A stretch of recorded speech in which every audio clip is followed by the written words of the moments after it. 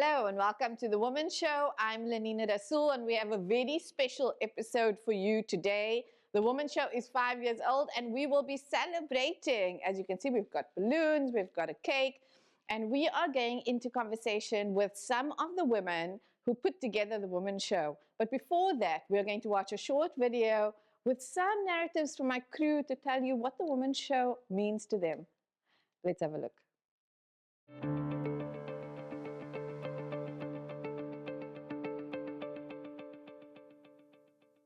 Hi, my name is Esethu. The Womxn Show is celebrating 5 years of empowering women, amplifying their voices and tackling the complex issues that affect them. I am honored to be the very first female director of this groundbreaking show. Now here's to many more years of providing the platform for women to share their experiences. Hi, my name is Hussein Peterson, and I'm a flow manager and timekeeper of the Womxn Show. The Womxn Show is celebrating its 5th birthday. What the Womxn Show means to me is more about educating about gender-based violence and gender equality. Happy birthday! Hi guys, my name is Esethu. I'm the floor manager for the Womxn Show.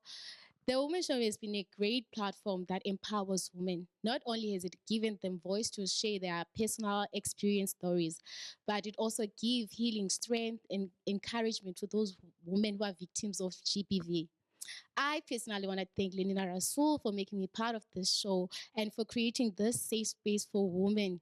Sisi, umsebenzi wakho uyabonakala. Your work is recognized to 5 more years. Thank you, Lenina. Hi, my name is Jaden Solomons. I'm a set dresser for the Womxn Show. Womxn Show is a program that showcases amazing African women's voices and shows and tells their stories. I'm glad to and proud to be a part of the 5th anniversary and 5 more years. Thank you. I still remember 5 years ago when Lenina and I were sitting in my office talking, as one does, just about, she was actually going through her own personal problems and was in and out of court and was experiencing tremendous frustration and lack of information about the criminal justice system and how it all works. And at that point, we came up with the show addressing gender-based violence in South Africa. And that was 5 years ago. I mean, it feels like really just the other day. I think what really surprised us about the Womxn Show was, we thought it would be a hard sell. We thought this was information that would not be very accessible to people, that people want to be entertained. They're not interested in serious, subject matter like this. And what we saw was completely the opposite. And in fact, within a year of being on air, it became our top performing show.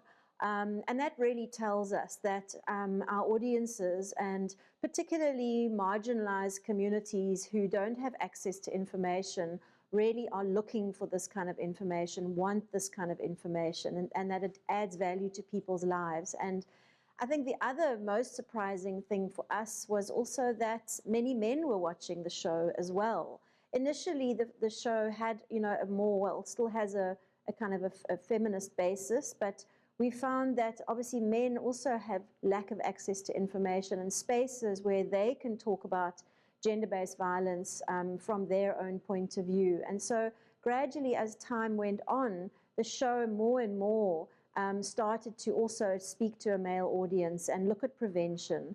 And there's just been absolutely no end to the number of topics and angles and issues that all relate back to gender-based violence. And I think in that way, the Womxn Show really has been a kind of a touch point that has led us into discussions about so many related issues that we've managed to address over 5 years. And we could probably go on for another 5 years because there are so many issues. In fact, in 2019, I think it was, or 20, also informed by the pandemic, we did an offshoot show called Mental Health Matters, because we realized that there were so many issues around mental health that needed to be addressed directly. So we created that show as well.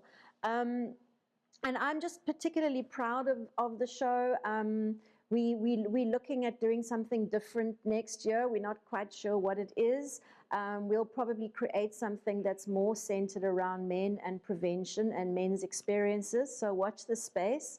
And I really just want to congratulate Lenina, who's been like such a professional. She is just probably South Africa's, foremost kind of expert. I don't like to use that word, but she's vastly knowledgeable about gender-based violence and has created such a wealth of information, an archive, and a curriculum, a resource that can and should be used by future generations and particularly people working in the sector, whether it be in academia or legal support or other nonprofit organizations that are working in the GBV space.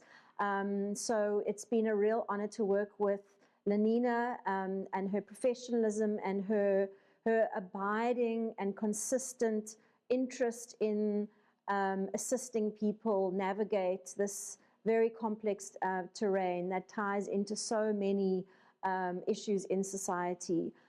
So I just want to say happy birthday to the show, and in a way, happy birthday to Lenina, and thank her for her remarkable accomplishment.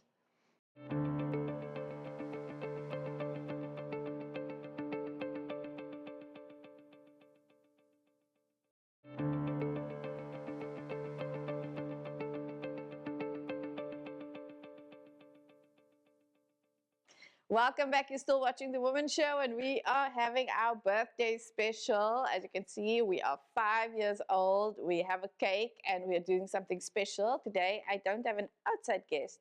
We are speaking to the women who put The Womxn Show together, although it's not just women. You'll see later. And so we're just having an interview about how we bring The Womxn Show to you. And I am so honored and so excited to have in studio with me Esethu, who is our floor manager, and she's the one who gives me the 5, 4, 3, 2, 1, and she keeps us on schedule, and she makes sure that the guests are where they are and that they're having a wonderful experience here. We have Darney Marks, who's also part of our production, and Yonela Masumpa, who does production. She's the one who cracks the whip. So if I'm not like, she tells me when I'm supposed to be here, and she scolds me when I'm not here. So welcome, Esethu, Darney, and Yonela. Thank you so much. Okay, so we are speaking about The Womxn Show, bringing this production to life. And you've seen before the break that The Womxn Show was a show that was conceptualized to share information around gender-based violence. And so I'm going to let's start with introductions, actually. I've just given you a name and what you do, but I want to ask, just tell us who you are, and how did you get into media and production? Thank you, Lenina. My name is Esethu. I have been working on The Womxn Show for the past 10 months as a floor manager. My duties includes giving you cues, supervising during setup, helping you to prepare and plan the program. I think the one reason I become part of the media, I wanted to tell the untold stories. You see the stories that happens in the locations that are not told. So I wanted to be part of the people who tells them on the screen. I love that. Yeah. Thank you. Darney. Hi. So I started working on The Womxn Show for the past, I'd say 7 to 8 to 9 months. So fairly new, like at Cape Town TV, and but I've always been very interested when it comes to film and media and entertainment section. So studied for 3 years now, and then found myself here with a co-production designer. And when it comes to aesthetics and stuff, always had an eye for it. So that's sort of how I found myself working on the show. But what I think has really become a very admirable part of working here is that the untold stories that you get to be a part of, or just seeing how the image looks once you're finished, you don't actually realize what you're doing for communities or like these individuals until you take a step back and you realize, oh wow, I was a part of something that actually created this change. So yeah, that's me. That's great. I love that. I'm also learning more about everybody. Oh, okay, cool. So let's start with how I started in the space. So how I started in this, intro first. So my name is Yonela Masumpa, and I'm a production manager for Cape Town TV. So part of my job is to schedule each and every producer that works here. They need to know their shooting times. They need to know their studio space in terms of what is it that they do. So I need to speak to these guys to make sure that she does her sets for all the shows. I need to speak to her to make sure that she's a good flow manager for all the producers. So that's part of my job essentially. But I also produce a music show that's within Cape Town TV. So our station manager always likes to say it's my passion project. I always like to tap it and then leave it. So that's what I do. But the reason why I came to the media space, I was introduced to Cape Town TV years ago, and I think I was there when the Womxn Show started, on how the build up and so on.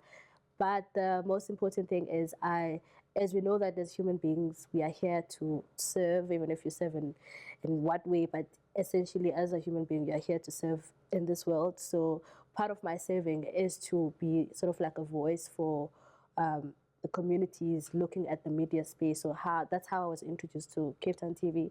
I was like, okay, I wanted to tell stories. I wanted to be on television, not necessarily be in front, but be behind the scenes to make sure that local stories are being told. So that's how I was introduced to the industry. Yonela, I was going to say, you with us the longest, right? On the panel here, and also leadership, right? But in such a wonderful way. So I want to say, like, also very, I've loved working with you in just like super organized, because I'm super disorganized, as everybody knows. So thank you. So we've got the two of you working on the Womxn Show for almost a year, right? And then Yonela for much longer. I think what I really want to get into, so what has the Womxn Show mean to you? So you came on and you're on this production, and we're speaking about women. We're speaking about a lot of issues, gender-based violence. We're speaking about inequality. We speak about young girls and older women, and sort of, what is your feeling of what the Womxn Show is about? For me, the Womxn Show is a platform that empowers women, but not only that, but it also gives them voice to share their own personal stories, which gives healing to the victims that are watching on the screen. I love that. What I would say is also it helps, I think, destigmatize these kind of conversations, because we are told a lot of the times like we can speak and we can speak up, but the reality is often when we speak, sometimes we are not heard, or our stories don't get taken seriously, or you speak about it, but there is still there's a real there's a real threat of violence that can occur when you do speak up and you don't know like your surroundings. So I feel like what the Womxn Show really does is it allows that safe space for women, all types of backgrounds, all ages, and it gives us this little space to come together and to feel safe and to feel not threatened and to feel like we're not being judged. So I think it really it gives a platform for different stories, like you mentioned, but also allowing people that want to tell the stories to feel safe while telling those stories. So. Thank you. I mean, I love that, and that is the point, is really just to give people platforms to be able to tell this untold stories, which was important to each of you. Yonela, I want to shift it slightly for you, because you work across All shows. across all shows here. And so I want to ask you, and you were talking about to serve, and so, you know, how important, and you've been doing this a long time, so how important do you think it was to have a show that looks specifically at these issues? Oh, I think it was very important to have that, because this show does not only share people's voices, but it has the education element into it, and it has a drive to give information to the people that are in need first, and also educate them at the same time. Because what I like about it, it does not only focus on specifically women, even though it's like the Womxn Show, but men, they do learn from it. They do learn in terms of how does it work to treat a woman what is concerned and all of those things. So I think it was very important for us to have the show and the station, because we know that Cape Town TV is all about social justice and speaks for the community and so on. So it was so important for us to tap into that voice to make sure that people are educated. Do we have a favorite woman show episode? Yes. So there was this woman on the show who was telling us her story about how she was violated and left to die. She was shot and then she had to leave with the bullet inside her head. Even now, she still lives with the bullet. I don't know if it's my favorite or it's the story that sticks to my heart, because that day, like, my heart bled and I wanted to cry, but I was like holding back tears. I'm like, okay, yeah, on the floor. I'm like, okay, let me hold back my tears. Let me hold back my tears. And then I watched this woman while she was speaking about life. She was like grateful. I'm like, woman, you've healed. Like, I don't know what to say about this woman, but I'm just grateful for her story. Like, it just gave me power. It just showed how women are strong. It really defined the Imbokodo. And Darney, I want to say Darney also is one of the people that meets almost all of the guests in the morning, because part of her production work is doing makeup. And so often when I come in, you there doing the makeup, but also having a conversation, right? So you can say favorite, not favorite, guests that stood out, shows that stood out. Yes. So I remember, I think it was about 2 months back, if I'm not too sure, but about 2 months back, there was this woman that came in, like older lady. She had like this coloring on like her eyes and like on her face, and she was telling me like, obviously you try to make an effort to make the person comfortable, especially when you're about to tell such like a impactful story. But she told me she was very like concerned about like fixing sort of the color. And I asked her why, but and I didn't even ask her why. She just like she brought up the fact that she had been in a violent situation. I'm not too specific on whether or not it was someone I think related to her, but she said like, yeah, no, she went through this thing about a month beforehand, and she's still like recovering from it. But she was so worried about how it was gonna look on screen, even though the point was to talk about it. She was still so very like shy because it was just healing. And then I remembered like how important it really stood out for me, because it really speaks already in society. As women, we're told to look a certain way, and when we don't look a certain way, especially when it society has made us not the way that's, I'm not really sure if I'm wording it right, but when society makes us feel like we're inadequate, but it still inflicts that pain onto us on a visual level, it's like you'll never be good enough, and you still feel the pain of everything. And the fact that someone like that could be violated, but she was still so bubbly and she was still so happy, and she could still joke and laugh with me, but like I could tell there was like a deep seated trauma as well. So that in itself, I was just like, I'm talking to this person, but this person just seems so strong. So I think I took a lot of inspiration just to like walk in my own trauma as a woman in this society. So I think that is not even a specific episode, but a specific individual that did impact me as well. So I'd say that. Okay. yeah. For me, I don't really have like a specific episode, but I would say that what I like the most is the diversity that the show has in terms of people that are coming in and sharing their different stories, but also the education element into it. I remember you once brought in a lawyer, if I'm not mistaken, but I enjoyed that conversation. And I also see the interaction on social media when people are texting and so on to say that we really want this show. So I love every episode basically. And some of our big wins, and you know, some of our big wins is also having the Woman Show. And I'll never forget there was one big conference happening around gender-based violence, and I was not watching the conference because sometimes the conferences don't really they're talking about the things, but we're not solving anything yet. And so I remember this year, and I just started getting messages saying, "Wow, congratulations, Lenina." Like they're showing the Woman Show, or they're speaking about the Woman Show, or they're mentioning it. And so in these spaces where they're discussing policy around gender-based violence. And I also just want to acknowledge Darney, like thank you for that, because we also know there's some people I follow on social media that talk about pretty politics.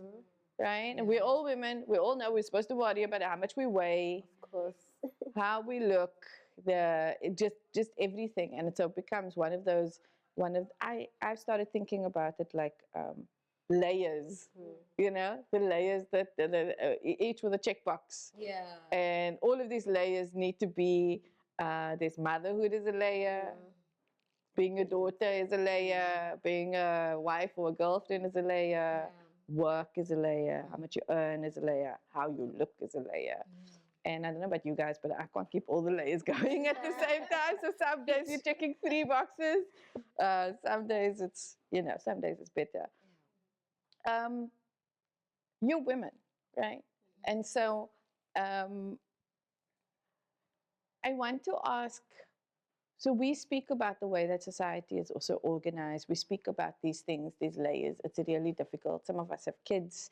If we don't have kids, we've got nieces and nephews. We're watching all of these little people growing up, and we're hoping to make the world a little bit better for them. What do you think? And this is also in your personal capacity, or in whichever way you are looking at the world. And as women in media, I think, what do you think are some of the main challenges that we're still facing? What are some of the hurdles that you, even at this age, we're all looking at growing, right? We're looking at wanting to do more courses, or we wanted to get to a certain level of safety, get to a certain level of security. What do those things look like for you guys? I would say being in media or being in like a workplace, like a challenge that I think I face sometimes. I think it's also just being like a smaller girl. And sometimes like being taken seriously when it comes to like how much you can do. And like that thing, I've dealt with it like my whole life, like since I was small, because I'm like the eldest of like 4 kids, but I'm the smallest one. So it's like even my sisters, my brothers like tower over me, but like I still tend to do more of like the physical stuff, or I tend to be the most talkative. Darney, I'm going to have to ask you to hold that, sorry. because we need to go to a break. Sorry, no, it's my fault. We do need to take a short break, but we're going to continue the conversation after this.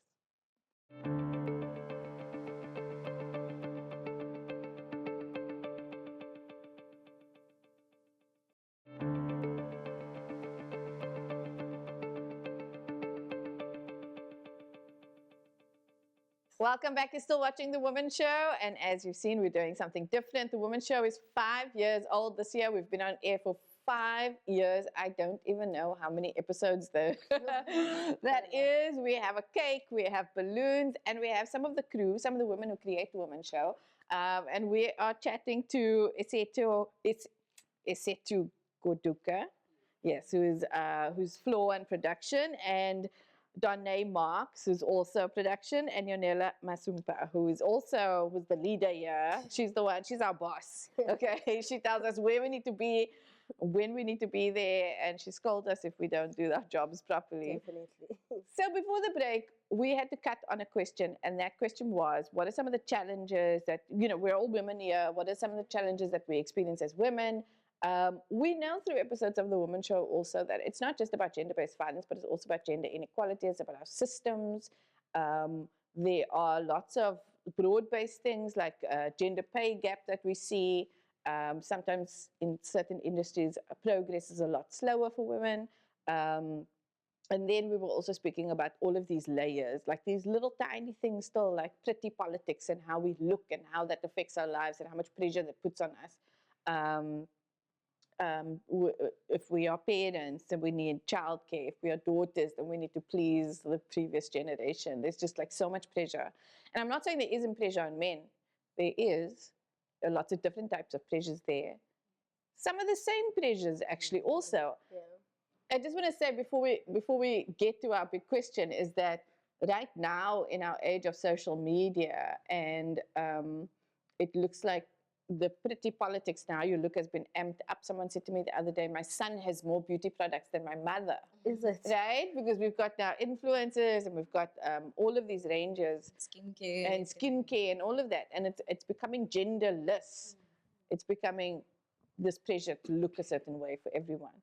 But, going into the question was like, as women working in the media and as women in general, like what are some of the challenges that we see? And Darney, you were speaking about, You were speaking about that. Yeah, just being a smaller woman, or there's different struggles for different types of women, different background.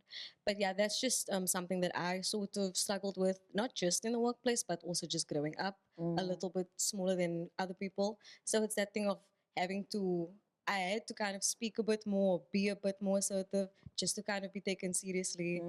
So that was something also as well, but also along with pretty politics as well, when it comes to like hair texture, when it comes to like sexuality. Those are things I also had to kind of own up to and like face those things, because different women in society, especially as women of color, we have really different individual struggles as well. So yeah, that was something with me. I'm reading a lot about also being an older sister and how much pressure, how much you have to give as an older sister, and how much. And I'll just say also, I always used to tell my younger brothers, like, you're really lucky you have sisters. Because we jump, for everything, not just like money, but like all of the, we feed, we like all of those things. And so that's another layer we're adding on there, right? Esethu, challenges? For me, it's being limited on what we can wear as women, as ladies. For instance, if you're wearing a dress and you're walking by the taxi rank and then your dress goes up, now you're trying to pull it down. They're like, no, you wear it on purpose. Let it go up, let it go up. I'm like, no, that was not the purpose. The purpose was to look good. Yeah. I hate that, like, we are limited on what to dress. Like, you can't show your stomach out. Why not? Why? They sell that clothes on the store for us to wear them. Why now you must limit us? Just let us be. Live our life as we want to. Yeah, now I have a huge problem. I have it's a a big daughter. problem, even now. Exactly. I have a daughter. She's 10. She's at school. I have a big beef with why they are forced to wear skirts. And I will say, she came on one day and she said, she thought it was funny. She said, yo, mommy, I didn't have break time because it was windy. It was this time of the year. And I had to stand the whole break holding my skirt down. And so she was laughing. But I was like, what is the broader implications of that if you don't get a break? And just girls who are wearing skirts can't do monkey bars. So there's an instant inequality there because you can't do the same thing. So thank you for that. And then obviously for us also, right? Yonela, what about you? For me, I would say it's maybe like a subtle bit of racism in between, where you'll find that you are not good enough to be part of a certain space because of racial issues and so on. Because I would face that a lot when we go out to these big corporate events to go cover it, and people will look at you, be like, oh, you don't know what you're doing, and by just looking at you, whereas they don't even know your background or the type of work that you do or what you bring on the table. So that's like the biggest one. And also, speaking about being small, they look at you, they're like, no, you are very young to carry that camera, you're very young to be this producer, you're very young to be a production manager. So it's those small things that are difficult for us to move forward, basically, from on my side.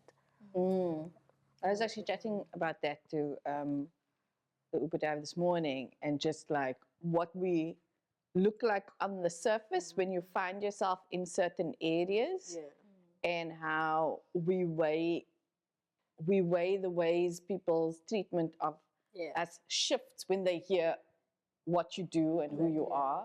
And that could either be more respect on one thing, which I was saying to him means, oh, so I'm not just that whatever you thought I was, which was your first impression, or they think you're not qualified enough, right?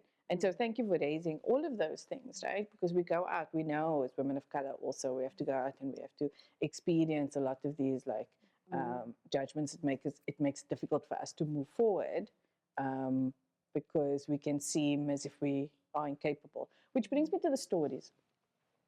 So we do the Woman Show. We tell untold stories. These are untold stories, right? What do you think? How important do you think it is then for us to have a platform to be speaking about these specific things? I think it's very important, because looking at the new age now that we're living in, social media and so on, television, yes, the traditional media still plays a role, but I just think also to looking into this broader, we need to utilize our social media and podcasts because it's important to raise these issues. There was this one girl that I did a course with. She was new in Cape Town. She wanted to experience Cape Town and so on because outside of Cape Town, there's this dream that is being told, played that Cape Town is this new beautiful place or whatever. It has money and so on. So when she got to Cape Town, she saw this illusion. She was like, "What?" Starting from the airport, driving through, she saw all these shacks and she was like, "What's going on?" Then she told herself that, "Okay, cool, I'm gonna try and experience Cape Town." So she went to different spaces in Kailicha and then she spent the night there. And then she came back and she was like, the story that she heard there, people were being raped at night, and she was told that you mustn't go out. People are dying. This one time, she went outside and then they were pushing a dead body outside there. So she was very shocked. So having this type of a show, it's very important to sort of educate people and make people aware of these type of problems that we have, that we face as a society, not only in Cape Town but broader South Africa. That crime is an issue. Gender-based violence is a huge issue in South Africa. So yeah. I would like also very much agree with what Yonela was saying, especially how important it is in terms of the gender-based violence specifically in South Africa. Like like we are like one of the leading like countries in the world when it comes to femicide and all of that. So I think what especially in the age of social media, it's easy to get lost amongst all the stuff going on in the industry, and just like there's so much like things going on that we forget the bad stuff. When it is bad stuff, it's very mainstream stories. So these smaller stories of like community-based challenges, that things that happen every single day, that's like normal for us to see this, but like it's not normal for people on the outside to hear about it because we're so into whatever's happening right now or what's trending. Yeah. And so it's that thing of the platform allows those people that cannot access the ability to give their story out. Like even when it comes to having like cell phones or having social media, just being able to like feel like you're able to speak, like that in itself, I think the Woman Show and just any sort of platform that focuses on feminine problems, or not just feminine like for women, but even men that like misogyny affects them as well. So that I think in itself, it's so important just to make the conversation more normal, and again allow women, like raise awareness and allow women to feel safe to speak. So yeah, I agree with To also agree with what they're saying, yeah, it's very important to give awareness and information to those who are victims, because in some households, there are uncles who rape their niece, and then instead of calling the police, they call family meetings. So that child needs to know they can watch the show and get information so that they can know they're supposed to call the police, not call family meetings. Do you think we work in media, all of us here? We were saying we get into this work because we want to shift things, right? We want to change it. We want to make positive social change. We want to give people the information that they need to navigate these sorts of social structures. And I think all of us go through a crisis sometimes, especially when you work in social justice. Like, I know 5 years, sometimes I think, does it make a difference? You know, especially when you work in a space where you're getting the organizations on, in comparison, you know, is this, and I have to come back all the time to say, yes, they're doing the work, but we provide a platform to amplify that work, right? And that's important. But I want to ask, do you believe that, do you believe that speaking out shifts things? You know? Yeah, most definitely. I really agree. In with the Woman Show, and also what it does, like in general, because there's so much instances where things are happening, like you guys mentioned, that are normal, like within workplaces, within friend groups, within families, and like I think there is a time. Sometimes it might not be wise to speak out just yet when you're not in a safe environment, but it's the thing of like when speaking out and speaking out to the appropriate people, like the police or security, whoever is there for you. I think that's always going to be the right thing to do. It's not the easiest thing to do, but help will come. This person will be like repercussions will happen. You will be safer. It's not always the reality for everyone. Some people speak out and nothing happens, but speaking out helps someone. Someone there that case is now there. That person can be investigated. You have now made awareness for yourself. You have now come to terms with something that you were violated, or you did go through something bad, or you did see something bad. So I always think that even though it's really hard and it can be very dangerous, not everyone is able to speak. I feel like speaking out is just a privilege in itself, because some people have to be silenced. Like they have no choice but to keep quiet because they're in dangerous environments. So it's an issue of safety. So that's a privilege that's not offered to everyone, but always when you are able to speak out, it always will help someone. Maybe you feel like it's not helping you, but someone will be helped. I feel like that.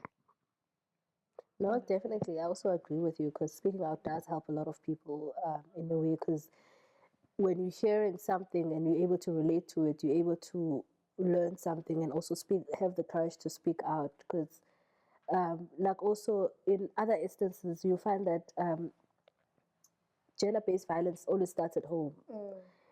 People make it seem like it's always like a mother and father type of thing, but it also happens within siblings as well. So brother hits siblings and on all that. So gender-based violence is a thing, and it's important for one to speak out, and it's okay to do protection orders without having what you said, that you call in a family meeting. Those things, I don't think they work anymore. So speaking out, it's important. I love that. And we did a show recently on interfamily abuse, where it's not the mother and the father or the husband and wife, and because it does happen. Right? Definitely. Esethu? I want to ask you also, because you actually said it earlier. I mean, and so I love that you both brought that up. And Esethu, earlier you were saying, when you spoke about the episode with the woman who's with a bullet, you spoke about healing. And so, to bring something together in terms of what all of you were saying is that, yes, we're giving information, we're showing people different ways and the right ways of dealing with it. And some people cannot speak out about it, but they, what's the phrase you use, Yonela? Can relate, right? They can relate to it. And so for me, often I was saying, even if we can't change policy with a Womxn Show, we can make people feel, one, like they're not crazy and that they're not the only one, right? And so, and the other thing is they can show us what is possible, that healing is possible. And I think that's so powerful. Or even that this worst thing in the world can happen to you, and we wish it had never happened. But I think when we were starting the show, we were just saying also, helping people. We are ultimately striving for a world where other people and future generations don't have to go through the same thing that we're going through, that we can learn from it. Okay, and now we are out of time. How fast was that? And so now you know a little bit more about us and how the Womxn Show comes together and what we want to do with it. And I just want to say thank you to all of you. Thank you so much.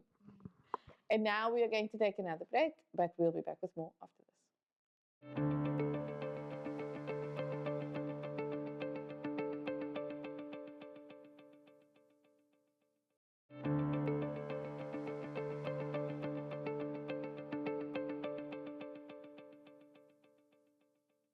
Welcome back. And so this is to conclude our birthday episode. We have got a beautiful cake here. We are 5 years old, and please join us in singing happy birthday to the Womxn Show. But first, I'm going to light the candles. Yay! Yay! Wow. 1, 2, 3, 4. I don't want to burn myself. 4, 5. And then a little 5 in the middle. The big 5. The big 5. Okay, here we go. Happy birthday to you. Happy birthday to you. Happy birthday, Womxn Show.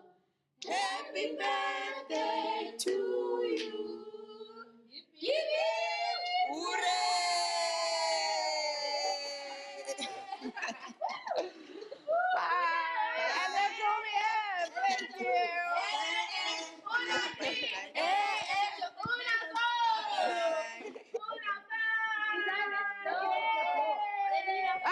right below. Okay. 1, 2, 3, go. Happy birthday!